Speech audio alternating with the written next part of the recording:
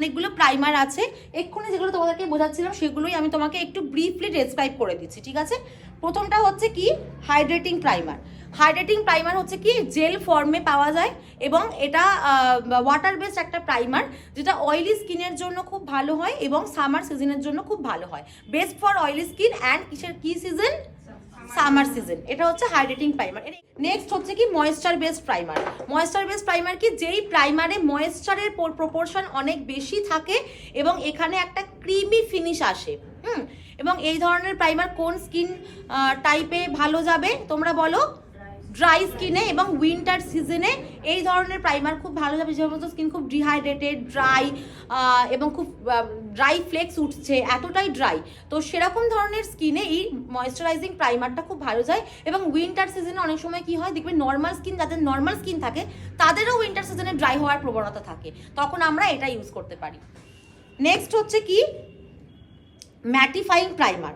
Mattifying primer ঠিক যেটা describe করলাম তার উল্টো কাজ করবে। ম্যাটিফাইং প্রাইমারটা কি? ম্যাটিফাইং প্রাইমার হচ্ছে শাইন এবং অয়েল কন্ট্রোল একটা প্রাইমার। এক্সট্রিমলি অয়েলি স্কিন যাদের থাকে তাদের ক্ষেত্রে আমরা ম্যাটিফাইং প্রাইমার ইউজ করতে পারি।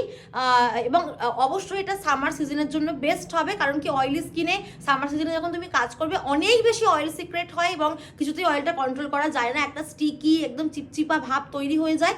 এই জিনিসটাকে কাটানোর জন্য আমরা কি করি, ম্যাটিফাইং প্রাইমার ইউজ করতে পারি। এটা নেক্সট হচ্ছে কি রেডিয়েন্ট প্রাইমার বা ইলুমিনেটিং প্রাইমার, যেটাকে আমরা বলি। ইলুমিনেটিং প্রাইমার কি এর মধ্যে লুমিনেসেন্ট পার্টিকেল থাকে এবং আমরা যখন খুব ডিবি টাইপের মেকআপ চাই, একটু হেলদি গ্লো হবে, ডিবি মেকআপ হবে, গ্লাস স্কিন মেকআপ হবে, তোমরা এই টার্মগুলো শুনেছো, এই ধরনের মেকআপের জন্য আমরা এই প্রাইমারগুলো ইউজ করতে পারি।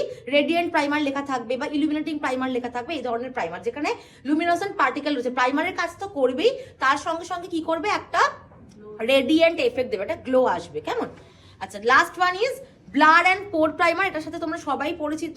এই প্রাইমারটা কি হয়, ব্লার পোর প্রাইমার মানেই হচ্ছে ব্লার করে দেবে এবং তোমরা যে সমস্ত এরিয়াতে পোর ওপেন পোর্স রয়েছে সেই জায়গাতে তুমি এটা অ্যাপ্লাই করতে পারো, তাহলে ওপেন পোর্সগুলো কি হবে, একটুখানি মিনিমাইজ হয়ে যাবে। এমন বলছি না যে একদম ক্লোজ হয়ে পুরো ফ্ললেস একটা মেকআপ দেবে, এরকম নয়, বাট হ্যাঁ অনেকটা মিনিমাইজ হয়ে যায়, ফলে কি হয় মেকআপটা খুব ভালো বসে।